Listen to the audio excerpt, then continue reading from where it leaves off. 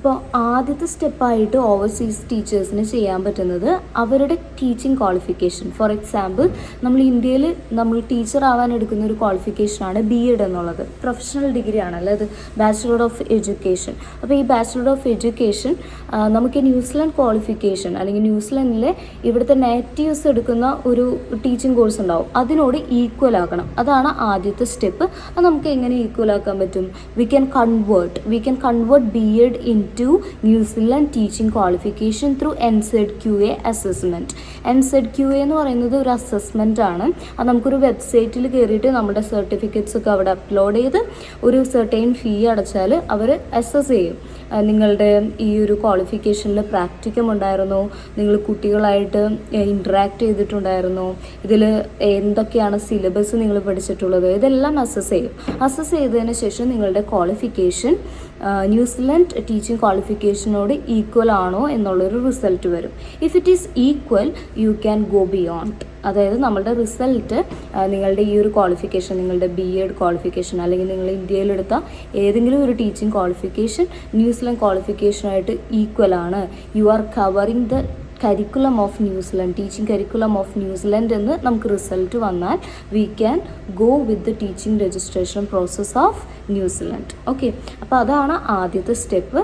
ഈ ഒരു സ്റ്റെപ്പ് മാത്രം കംപ്ലീറ്റ് ചെയ്താൽ പോരാ, ഇനിയും സ്റ്റെപ്സ് ഉണ്ട്. The second step is you have to clear IELTS with all band 7 and overall 7 band. അതായത് നമുക്ക് IELTSൽ എല്ലാ സ്കില്ലിലും അതുപോലെ തന്നെ ഓവറോളും 7 ബാൻഡ് കിട്ടിയാൽ മാത്രമാണ് നമുക്ക് ന്യൂസിലാൻഡിൽ ടീച്ചർ ആവാൻ പറ്റുള്ളൂ. IELTSന് പകരം പല ഈക്വലൻ്റ് ആയിട്ടുള്ള ഇംഗ്ലീഷ് പ്രൊഫഷൻസി ടെസ്റ്റ് ഉണ്ട്. ഫോർ എക്സാമ്പിൾ PTE, അതുപോലെ റെക്കഗ്നൈസ്ഡ് ആയിട്ടുള്ള മറ്റ് ഇംഗ്ലീഷ് പ്രൊഫഷൻസി ടെസ്റ്റുകൾ നമുക്ക് എടുക്കാവുന്നതാണ്. But your score should be equivalent to IELTS overall 7 and individual 7.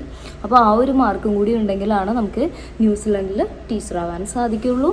And the third factor is you should have work experience in overseas at least 2 years.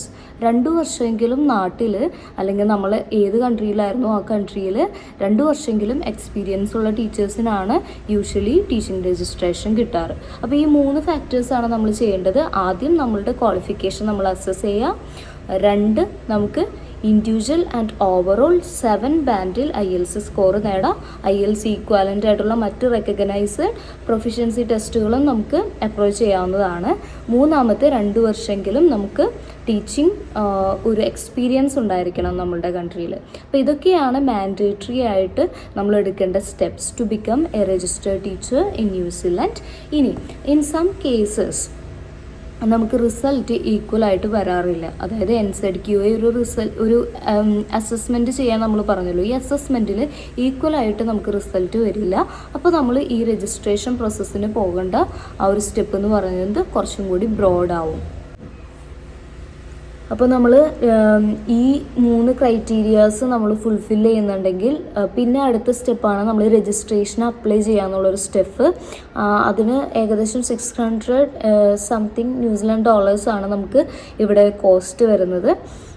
പിന്നെ നമ്മളൊരു വെബ്സൈറ്റിൽ കയറിയിട്ട് തന്നെയാണിത് ഇൻഡിവിജ്വലി നമുക്ക് ചെയ്യാവുന്നതേ ഉള്ളൂ. ഒരു വെബ്സൈറ്റിൽ ടീച്ചിങ് കൗൺസിൽ ഓഫ് ന്യൂസിലാൻഡ് എന്ന് പറയുന്നൊരു വെബ്സൈറ്റ് ഉണ്ട്. That will I post it in the comment section, not comment section, in the description section. ഡിസ്ക്രിപ്ഷനിൽ ഞാൻ ആഡ് ചെയ്യാം ഏത് വെബ്സൈറ്റിൽ പോയിട്ടാണ് നമുക്ക് ന്യൂസിലാൻഡ് രജിസ്ട്രേഷൻ അപ്ലൈ ചെയ്യാമെന്നുള്ളത്. ആദ്യമായിട്ട് നമ്മൾ അപ്ലോഡ് ചെയ്യേണ്ട ഡോക്യുമെൻ്റാണ് NZQA റിസൾട്ട്. അതായത് ഞാൻ പറഞ്ഞില്ലേ, നമ്മൾ ഇന്ത്യയിലോ അല്ലെങ്കിൽ മറ്റ് കൺട്രീസിലോ നമ്മൾ ടീച്ചിങ്ങിൻ്റെ ഏത് ക്വാളിഫിക്കേഷനാണോ എടുത്തിരിക്കുന്നത് അതിനെ ന്യൂസിലാൻഡ് ക്വാളിഫിക്കേഷനിലോട്ട് കൺവേർട്ട് ചെയ്യുന്ന ഒരു പ്രോസസ്സാണ്, അസസ്മെൻറ്റ് പ്രോസസ്സാണ് ഈ NZQA റിസൾട്ട് എന്ന് പറയുന്നത്. അപ്പോൾ ഈ NZQA റിസൾട്ട് നമുക്കൊരു സർട്ടിഫിക്കറ്റ് പോലെ തന്നെയാണ് വരിക. അതിലവർ എഴുതിയിട്ടുണ്ടാവും ഈ ക്വാളിഫിക്കേഷൻ ന്യൂസിലാൻഡ് ക്വാളിഫിക്കേഷനായിട്ട് മാച്ചിങ് ആണെന്നുള്ളത്. അപ്പോൾ ആ ഒരു സർട്ടിഫിക്കറ്റാണ് നമ്മൾ ആദ്യം അപ്ലോഡ് ചെയ്യേണ്ടത്. രണ്ടാമത്തെ കാര്യം നമ്മളുടെ ഇംഗ്ലീഷ് പ്രൊഫഷൻസി ടെസ്റ്റ്, അത് IELTS ആവാം, PTE ആവാം, ഇനി അതർ റിക്കഗ്നൈസ്ഡ് ഇംഗ്ലീഷ് ടെസ്റ്റ് ആവാം.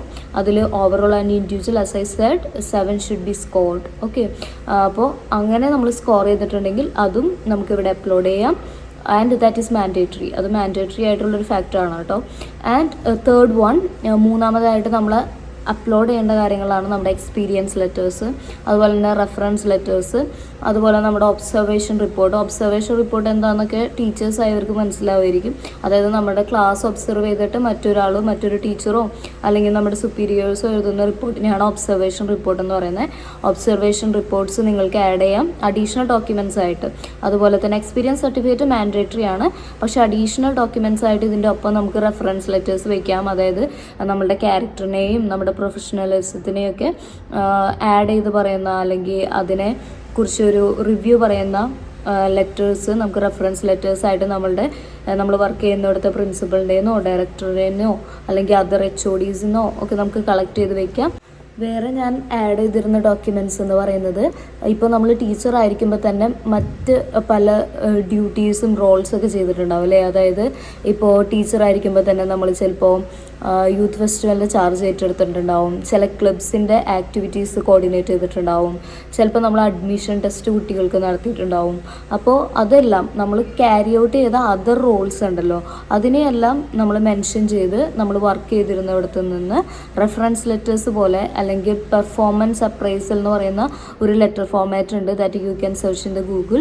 ആ ഒരു ലെറ്റർ ഫോർമാറ്റിലൊക്കെ അതായത് നമ്മൾ കുറേ ടാസ്ക് അല്ലെങ്കിൽ ഒരുപാട് റെസ്പോൺസിബിലിറ്റീസ് ഹാൻഡിൽ ചെയ്തിട്ടുള്ള ഒരു ടീച്ചറാണെന്ന് കാണിക്കുന്ന രീതിയിലുള്ള ലെറ്റേഴ്സ് നമ്മൾ കളക്ട് ചെയ്യുകയാണെങ്കിൽ it will be more good. അപ്പോൾ ഇങ്ങനെയെല്ലാം നമ്മൾ ഡോക്യുമെൻറ്റേഷൻ ചെയ്ത് ഇത് സബ്മിറ്റ് ചെയ്യാണ് വേണ്ടത്. So in this time in New Zealand there is A shortage four teachers.